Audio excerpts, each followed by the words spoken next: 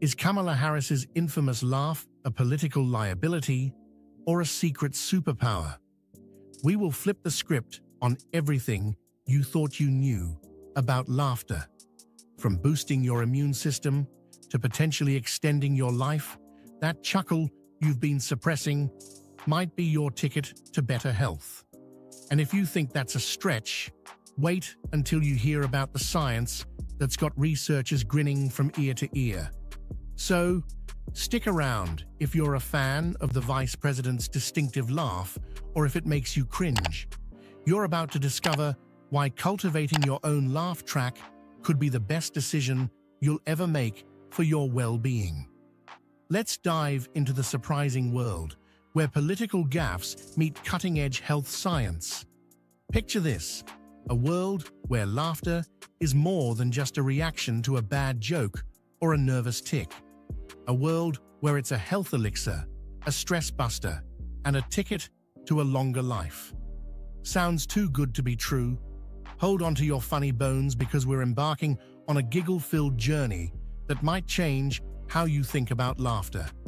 But let's address the topic that is often raised, or should I say, the laughing hyena. Kamala Harris, the first black person and first person of South Asian descent to become US Vice President, has been the target of countless jabs for her distinctive laugh. Critics have called it everything from awkward to forced. But what if I told you that her laughter, regardless of how it sounds to others, could be her secret weapon? Now, I know what you're thinking. Secret weapon? Come on, that's about as believable as a politician keeping all their campaign promises. But bear with me here, because science is about to drop a truth bomb that'll make you rethink everything you thought you knew about laughter. You see, while pundits and political opponents have been busy criticizing Harris's chuckle, researchers have been uncovering some mind-blowing benefits of laughter. And let me tell you, these benefits are no laughing matter. Or maybe they are. Let's start with the immune system. You know that thing we've all become experts on? Well, turns out, laughter is like a personal trainer for your immune cells. It boosts the production of antibodies and enhances the effectiveness of T cells. In other words, laughing could help you fight off illnesses better than that friend who swears by their latest fad diet. There's more. Laughter is also a stress buster extraordinaire. It's like a magic eraser for those pesky stress hormones like cortisol. So, the next time you're feeling stressed, instead of reaching for that glass of wine, maybe try watching a comedy special instead. Your liver will thank you. Speaking of health benefits, let's talk about the heart. No, not the mushy, romantic kind. I'm talking about the actual organ that keeps you alive. Laughter improves blood flow and blood vessel function, potentially reducing the risk of cardiovascular diseases. It's like jogging, but without the sweat and the awkward running shorts. But perhaps the most intriguing benefit of laughter is its effect on pain tolerance. That's right, laughing can actually make you tougher. It's like nature's little painkiller, raising your pain threshold by releasing endorphins. So, the next time you stub your toe, try laughing instead of cursing. Your neighbors will thank you. Want to become a laughter machine like Kamala Harris? Here are some tips that'll have you guffawing like a pro in no time. First up, surround yourself with humor. And no, I don't mean hiring a bunch of clowns to follow you around, although that would be pretty funny.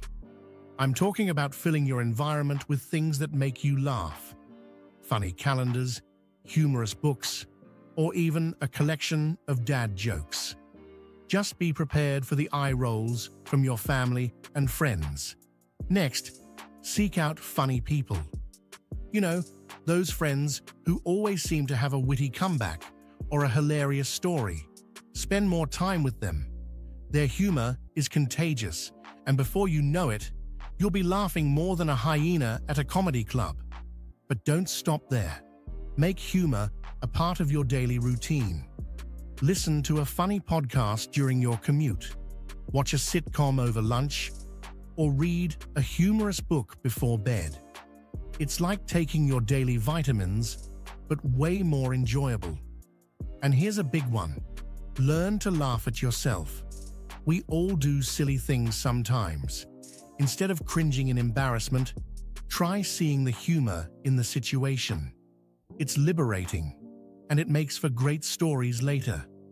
For those of you who want to take it to the next level, there's even something called laughter yoga.